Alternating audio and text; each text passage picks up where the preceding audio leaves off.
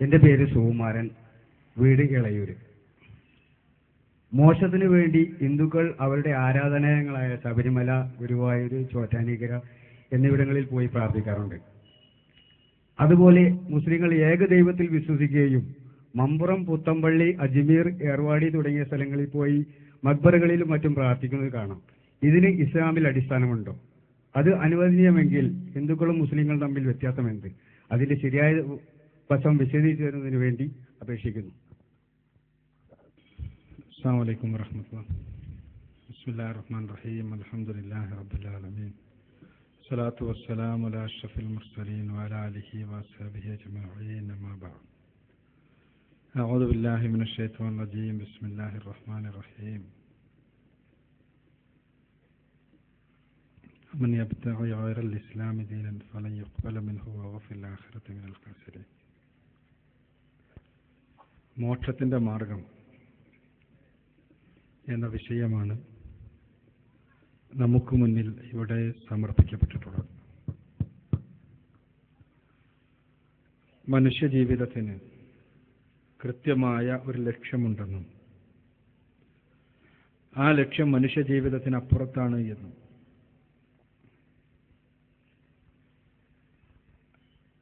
ആ ലക്ഷ്യത്തിലെത്തിച്ചേരുന്നതിന് വേണ്ടിയുള്ള പരിശ്രമമാണ് മനുഷ്യരെല്ലാം നിർവഹിക്കേണ്ടത് എന്നും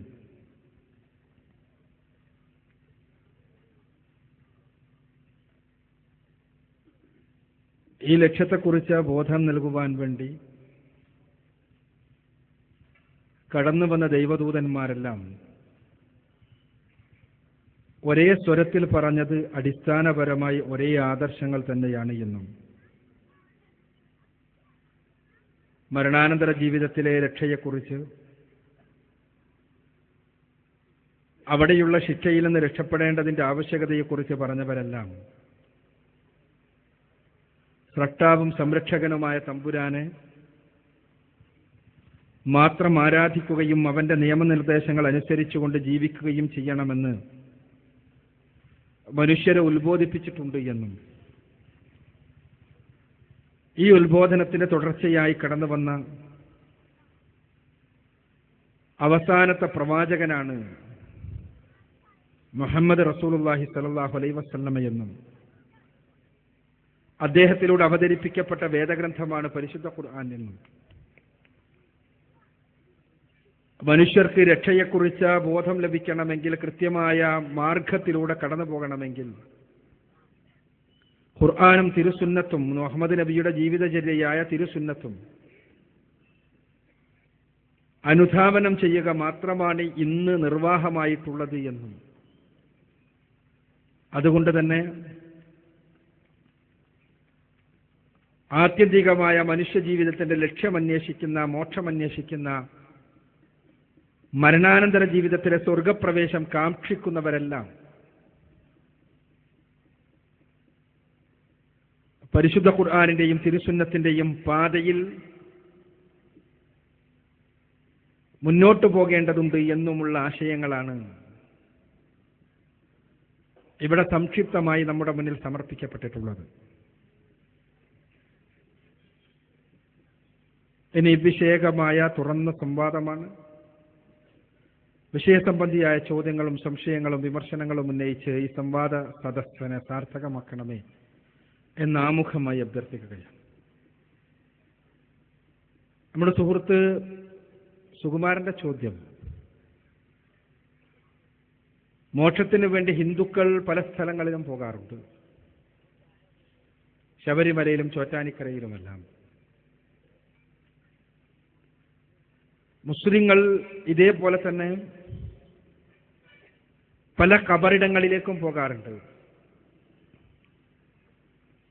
ഇത് രണ്ടും തമ്മിൽ എന്താണ് വ്യത്യാസം? യഥാർത്ഥത്തിൽ മോക്ഷം നേടാൻ ഇത് കാരണമാകുമോ എന്ന്. യഥാർത്ഥത്തിൽ സുകുമാരനെ പോലെയുള്ള സാധാരണക്കാരായ ആളുകളുടെ മുഴുവനും മനസ്സുകൾക്കകത്തേക്ക് കടന്നു വരുന്ന അടിസ്ഥാനപരമായൊരു സംശയം തന്നെയാണ്. ഇസ്ലാം മാത്രമാണ് യഥാർത്ഥത്തിൽ രക്ഷയുടെ മാർഗമെന്ന് പഠിപ്പിക്കുമ്പോൾ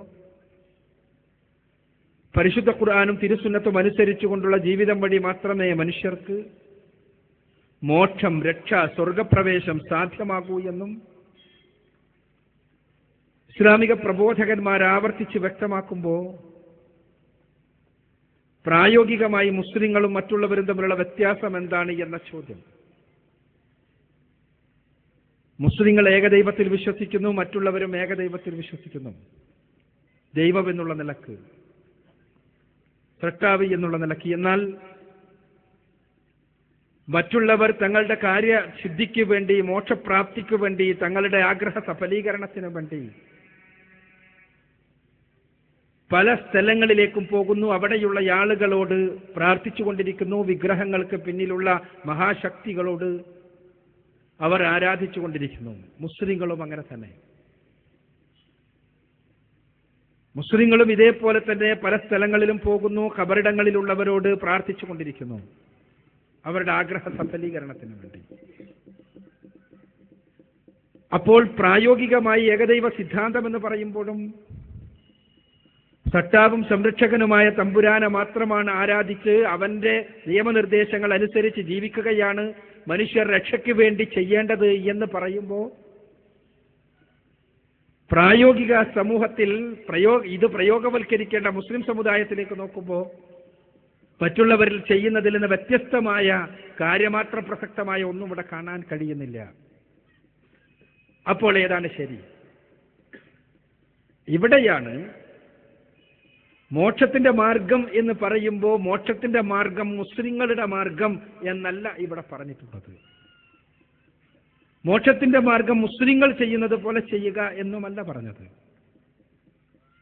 മറിച്ച് മനുഷ്യർ രക്ഷയിലെത്തണമെങ്കിൽ സൃഷ്ടികർത്താവായ തമ്പുരാൻ നമുക്ക് വേണ്ടി ഒരുക്കി വെച്ചിട്ടുള്ള ആത്യന്തികമായ രക്ഷയിൽ, സ്വർഗപ്രവേശത്തിൽ മനുഷ്യരെത്തണമെങ്കിൽ അവന് തൃപ്തിയുള്ള കാര്യങ്ങൾ ചെയ്യണം. സട്ടാവിന് തൃപ്തിയുള്ള കാര്യങ്ങൾ. സട്ടാവിന് തൃപ്തിയുള്ള കാര്യങ്ങൾ എന്തൊക്കെയാണ് എന്ന് പഠിപ്പിക്കുവാൻ വേണ്ടിയാണ് പ്രവാചകന്മാർ കടന്നു വന്നത്. ആ പ്രവാചകന്മാരിൽ അന്തിമനാണ് മുഹമ്മദ് റസൂലുള്ളാഹി സ്വല്ലല്ലാഹു അലൈഹി വസല്ലം. അപ്പോൾ ഖുർആനിലൂടെ പ്രവാചകനിലൂടെ അവതരിപ്പിക്കപ്പെട്ട പരിശുദ്ധ ഖുർആൻ അവസാന നാൾ വരെയുള്ള മനുഷ്യർക്ക് മുഴുവനും പടച്ചവന് തൃപ്തിയുള്ള കാര്യങ്ങൾ എന്തൊക്കെയാണ് എന്ന് പഠിപ്പിക്കുന്ന അടിസ്ഥാന ഗ്രന്ഥമാണ്. 23 വർഷക്കാലഘട്ടത്തിലെ പ്രവാചക ജീവിതത്തിലൂടെ മുഹമ്മദ് നബി പഠിപ്പിച്ചത് എന്തൊക്കെയാണ് പടച്ചവന് തൃപ്തിയുള്ള കാര്യങ്ങൾ എന്നാണ്. പ്രയോഗത്തിലൂടെ, സംസാരത്തിലൂടെ, അനുവാദത്തിലൂടെ എല്ലാം. അപ്പോൾ ഖുർആനും സുന്നത്തുമാണ് മനുഷ്യർ രക്ഷയാഗ്രഹിക്കുന്ന ആളുകൾ പിന്തുടരേണ്ടത്. ആരെങ്കിലും പറയുന്നതും ചെയ്യുന്നതുമല്ല. പരിശുദ്ധ ഖുർആനും തിരുസുന്നത്തും മനുഷ്യരെ പഠിപ്പിക്കുന്ന അടിസ്ഥാനപരമായ തത്വം സട്ടാവും സംരക്ഷകനുമായ തമ്പുരാൻ അല്ലാഹു മാത്രമാണ് ആരാധിക്കപ്പെടേണ്ടത്, അവൻ മാത്രമാണ് പ്രാർത്ഥിക്കപ്പെടേണ്ടത് എന്ന തത്വമാണ്. ഖുർആനിന്റെ 1/3 ഭാഗം ഈ തത്വത്തെ കുറിച്ച പരാമർശങ്ങളാണ്, നേരിട്ടുമല്ലാതെയുമുള്ള. പ്രവാചകന്മാരെ മുഴുവനും മനുഷ്യരെ ക്ഷണിച്ചത് പടച്ചവൻ മാത്രം ആരാധിക്കണം എന്ന അടിസ്ഥാന തത്വത്തിലേക്കാണ്. പടച്ചവനെ മാത്രം ആരാധിക്കണം, അവനോട് മാത്രമാണ് മനുഷ്യർ വിളിച്ചു പ്രാർത്ഥിക്കേണ്ടത് എന്ന തത്വത്തിലേക്ക്. ആ പ്രവാചകന്മാരെല്ലാം പഠിപ്പിച്ചത് അവസാന നാൾ വരെയുള്ള മുഴുവൻ മനുഷ്യർക്കും വേണ്ടി സമർപ്പിക്കുകയാണ് മുഹമ്മദ് റസൂലുള്ളാഹി സ്വല്ലല്ലാഹു അലൈഹി വസല്ലം ചെയ്തത്. അപ്പൊ അങ്ങനെയാകുമ്പോൾ മുസ്ലിങ്ങൾ എന്ന് പറയുന്ന ആളുകൾ, മുസ്ലിം സമൂഹത്തിലുള്ള ആളുകൾ, അവർ സൃഷ്ടികളോട് ആരാധിക്കുന്നുവെങ്കിൽ, സൃഷ്ടികളെ പൂജിക്കുന്നുവെങ്കിൽ, സൃഷ്ടികളോട് പ്രാർത്ഥിക്കുന്നുവെങ്കിൽ അത് തീർച്ചയായും ഇസ്ലാമിൻ്റെതല്ല. അത് മോക്ഷപ്രാപ്തിക്കല്ല കാരണമാവുക, മറിച്ച് മോക്ഷത്തിൽ നിന്ന് മനുഷ്യരെ ബഹുദൂരം അകറ്റുന്നതിനാണത് നിമിത്തമാവുക. ഇന്നഹു മൻ യുശ്രികു ബില്ലാഹി ഫഖദ് ഹറമല്ലാഹു അലൈഹിൽ ജന്ന. തീർച്ചയായും ആരെങ്കിലും ഒരാൾ അല്ലാഹുവിൽ, സൃഷ്ടികർത്താവായ തമ്പുരാനിൽ പങ്കു ചേർത്താൽ, അവനല്ലാത്തവരെ ആരാധിച്ചാൽ, അവനല്ലാത്തവരോട് പ്രാർത്ഥിച്ചാൽ, അവന്റെ ഗുണവിശേഷണങ്ങൾ മറ്റാർക്കെങ്കിലും ആരോപിച്ചാൽ അവനെപ്പോലെ മറ്റൊരു അസ്തിത്വമുണ്ട് എന്നാരെങ്കിലും ചിന്തിച്ചാൽ അവർക്ക് സ്വർഗലോകം, മോക്ഷം ഹറാമാണ്, മോക്ഷം നിഷിദ്ധമാണ് എന്നാണ് ഖുർആൻ പഠിപ്പിച്ചിട്ടുള്ളത്. അപ്പോൾ ഏറ്റവും അപകടകരമായ, മനുഷ്യരെ രക്ഷയിൽ നിന്ന് ബഹുദൂരം പിന്നിലേക്ക് തെറിപ്പിച്ച് കളയുന്ന കർമ്മമാണ് സൃഷ്ടിപൂജ. അത് മുസ്ലിം ചെയ്താലും, മുസ്ലിം പേരുള്ളവർ ചെയ്താലും, അല്ലാത്തവർ ചെയ്താലുമല്ല, അത് മനുഷ്യരെ രക്ഷയിലേക്കല്ല ശിക്ഷയിലേക്കാണ് കൊണ്ടുപോവുക എന്ന ആശയമാണ് ഇവിടെ പറഞ്ഞിട്ടുള്ളത്. അതുകൊണ്ട് തന്നെ സുകുമാരനെ പോലെയുള്ള സുഹൃത്തുക്കൾ മനസ്സിലാക്കേണ്ടത് മുസ്ലിങ്ങൾ ചെയ്യുന്നതല്ല ഇസ്ലാം, മറിച്ച് പരിശുദ്ധ ഖുർആനും തിരുസുന്നത്തും എന്താണോ മനുഷ്യ സമൂഹത്തോട് പഠിപ്പിക്കുന്നത് അതാണ് ഇസ്ലാം. മുഹമ്മദ് നബി സല്ലല്ലാഹു അലൈഹി വസല്ലമ തന്റെ ജീവിതത്തിലൂടെ പരിശുദ്ധ ഖുർആനിൽ 6000 ചില്ലാനം വചനങ്ങളിലൂടെ മനുഷ്യരെ പഠിപ്പിച്ചത് സൃഷ്ടാവ് മാത്രമാണ് ആരാധ്യൻ, അവൻ മാത്രമാണ് പ്രാർത്ഥിക്കപ്പെടേണ്ടവൻ എന്ന തത്വമാണ്. ഇതിനെതിരെ ആര് പ്രവർത്തിച്ചാലും അത് ഇസ്ലാമിൻ്റെതല്ല എന്നുള്ളതാണ് വസ്തുത.